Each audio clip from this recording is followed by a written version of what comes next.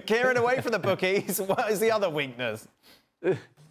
I don't think I've seen many. I don't think I've seen any at the moment. But I think if I was to pick out something, it will actually be coming up this weekend. I think how he rotates is going to be a clear sign of what, you know, how their season plays out. There's so many things at play. We haven't actually seen this coming weekend. We haven't really seen this scenario from Arteta yet, and I think how he handles, you know, this weekend in terms of the squad selection and who he picks to play, I think is going to show us, you know, well, he's going to show us how much he trusts in this squad.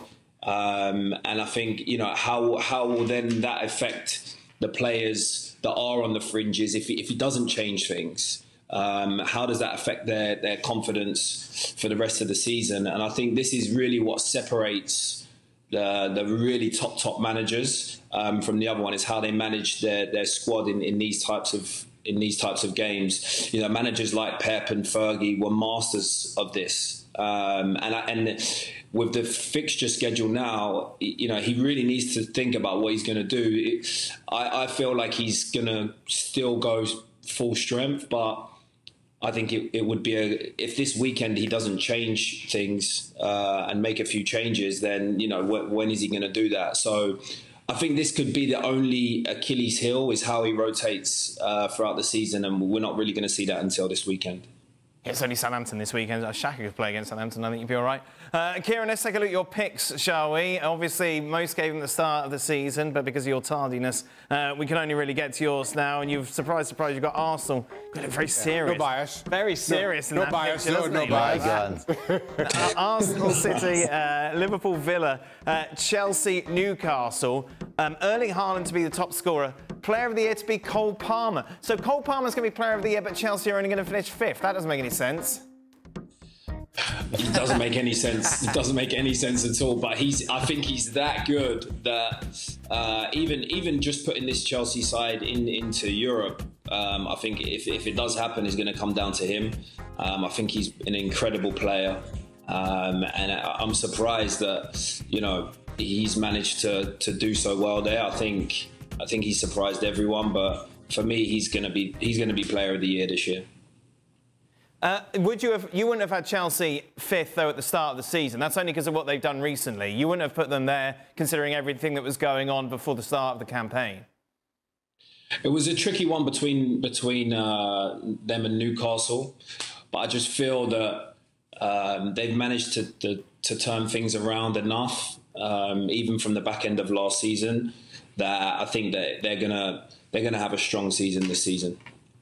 You're looking at Chelsea, Frank, and there is a real positivity around the team that has just kind of snowballed over the last few weeks. I suppose it's about keeping that momentum going, and disappointingly, I think from a Chelsea perspective, this international break comes at a pretty bad time.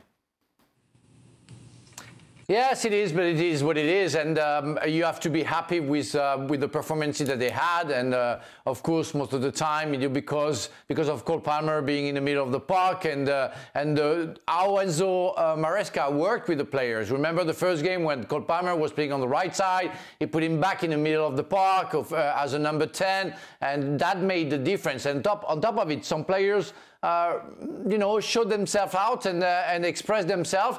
And if we can still be concerned defensively, I think the way Chelsea plays, and remember during the preseason where we saw that kind of possession of the ball, taking risks from the back, if it doesn't exist, Chelsea will go back to something good. If they keep on sometimes going to play from the back, they're going to go to some dangers. And we saw that the last game, but overall, because of the talent that they have at front, they managed to sort the problem out. But yeah, they've done good works. When they work vertically, they are very performant because they are fast. They can go behind the defense with, of course, Jackson, but also Madueke and some others. So it's very interesting to see how Chelsea they're going to cope with the situation, how the rotation will work as well, and how they're going to manage maybe the pressure, because they're all young players, of keeping that level high,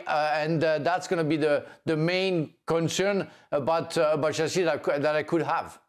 Kieran, how would you cope as a player if your manager is constantly telling you to play out from the back? yet the results are you're conceding silly goals, like Chelsea did against Brighton? I mean, it's an interesting one. We was always encouraged to play that way, but I think you have to trust in your players, your teammates around you, ability. You know, I think that if the manager's saying that, then that means that he believes that, you know, the team has the ability to do that. So I think they don't. For me, yeah. If they don't, then that's a different story. But I think. You know, if you don't back your manager and you start, you know, doing the opposite, then I think that makes things worse, to be honest.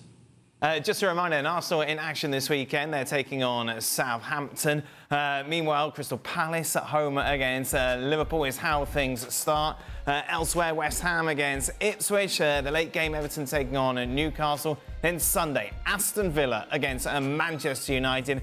Very much the headline tie.